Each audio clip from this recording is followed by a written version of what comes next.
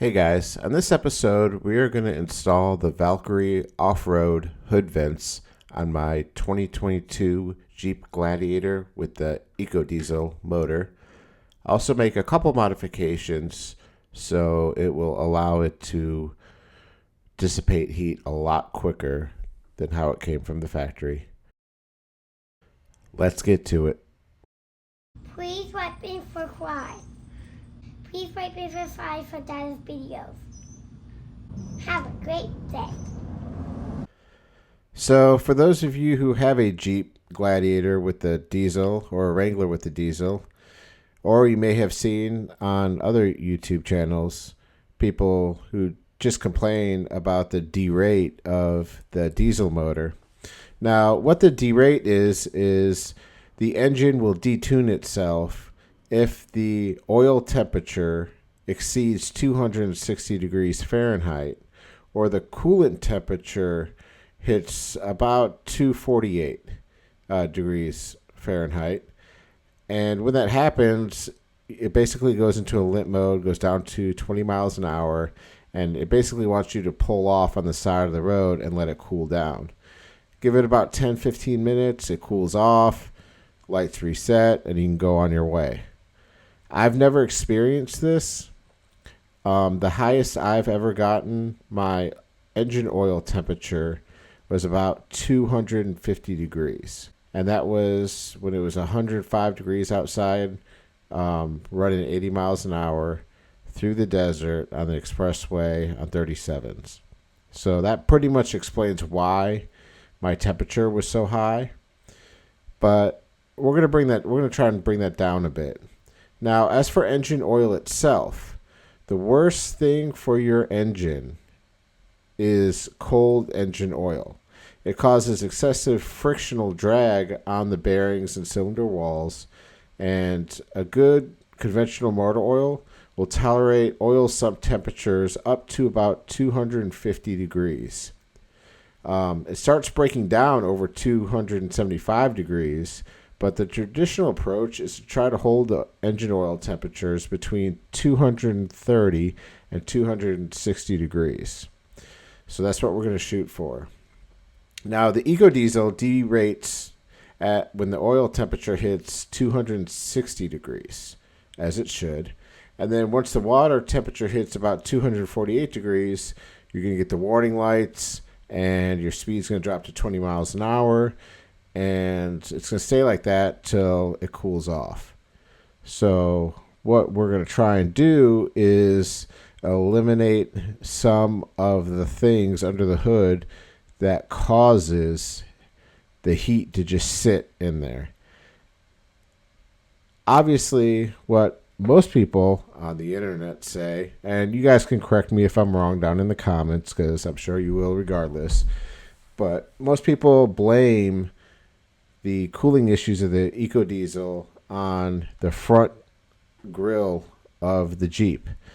Jeep wanted to keep that iconic 7-slot Jeep headlights look, but with the EcoDiesel motor, the same EcoDiesel motor that they put in the Dodge Rams, they don't have any issues because they can run bigger oil coolers and bigger radiators, but they had to turn it down for the Wrangler and the Gladiator when they put the EcoDiesel in it.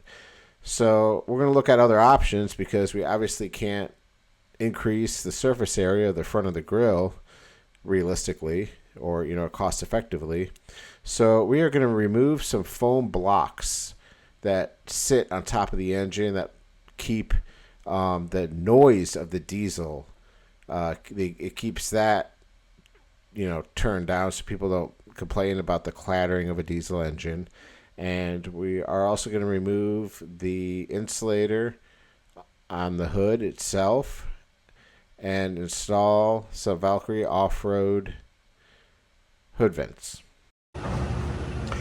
With the top removed, we got one insulator right here. Just got a little clip on this I got to take out, and this will just pull out. But you can feel the heat just coming off of that already. And I believe there's one on the other side. Yep.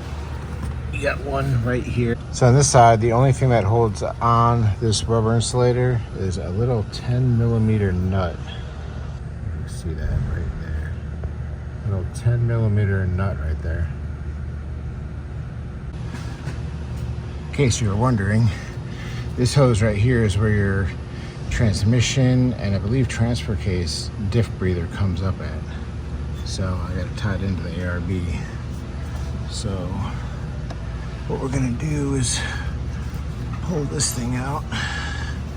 What I did was just undid this and kind of lift it up out of the way a little bit. But I'm gonna need both hands for this. All right, this was the driver's side. Just no brackets or anything, you just pull straight up and out. It's held in by that hole right there and that hole right there.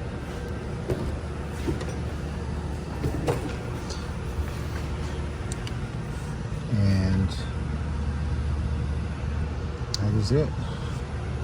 So that allows this side, the injectors, to be a little bit more noisier. So you will have a louder diesel, but it will dissipate the heat a lot quicker, especially on this side. So this is a exhaust EGR component, and you're gonna have a vent right here. So after you remove the foam blocks from the top of the engine, the next thing I did was removed the hood insulator underneath the hood right there. It's just held in by a bunch of little push clips. Just work your way around and pull that insulator off the hood. The point of the hood insulator, some cars don't even have them, is to quiet up the engine and also protect the paint clear coat from the heat of the engine. But we're pulling it off to get more airflow, and now that the heat could vent out through the vents. I'll follow up if I have any issues with the paint. Alright, so I just drove this back up to work to install these Valkyrie functional hood vents, and I just took this off, and this thing is mad hot. So it's just held in by clips, you just push from the inside out, but the amount of heat coming off right here is crazy. So hood temperature right here, 107-ish. 107. It's cooling down now. 122. And this black piece of plastic right here, almost 160. And I just drove this here for 6 minutes from my house. So the functionality of these hood vents should be pretty significant now that we took these covers off. But yeah, so see that heat sleeve right there? That's the hot side of the turbo, the exhaust side. So that exhaust right there needs to vent. So kind of functional, right? You got a little bit of a drainage.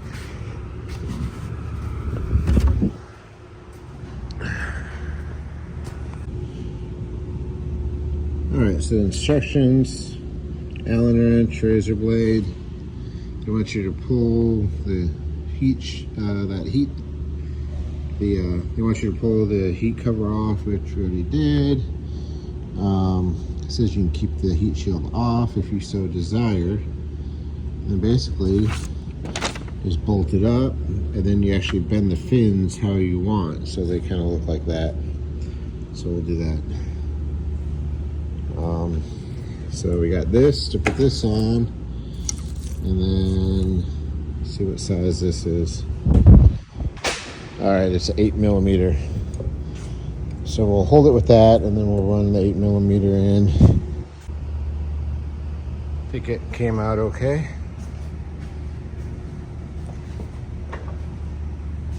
So I had to manually bend them, and what I did was I just have this tool.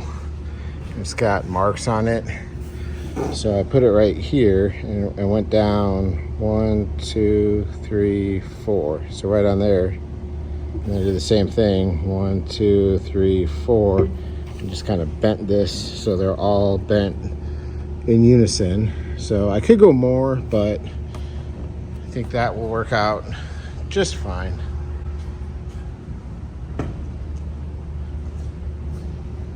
Definitely.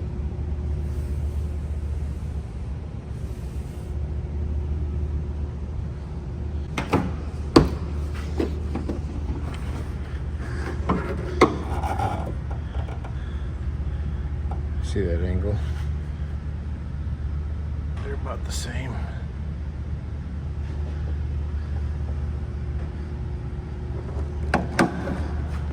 I am happy with that. It looks good. Definitely functional. So, kind of curious to see now that it's getting cold out now too.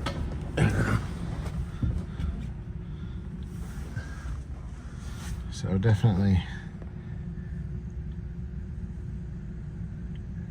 more functional. That's what we want.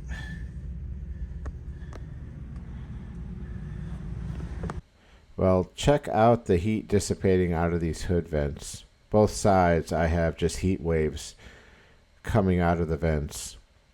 We recently did a trip to Hurricane Creek Trail, and while crawling through that, definitely noticed an improvement in the oil temperature as well as the coolant temperature. Definitely running significantly cooler. It would have been nice to have this done on our trip out west, rolling through the desert when it was 100 degrees outside. I'll do a follow-up video in another month or two and just let you guys know how it goes. We'll get some better temperature readings at the vents, as well as how rain, water crossings, snow, and general day-to-day daily driving affect the vents and the cooling operation. Until then, keep this in mind, especially if you drive a EcoDiesel, Gladiator, or Wrangler, or even if you just have a Rubicon and have the 4-cylinder turbo or the regular V6 motor. It would be a cool mod to have. Until next time, I'll see you on the trail and be safe.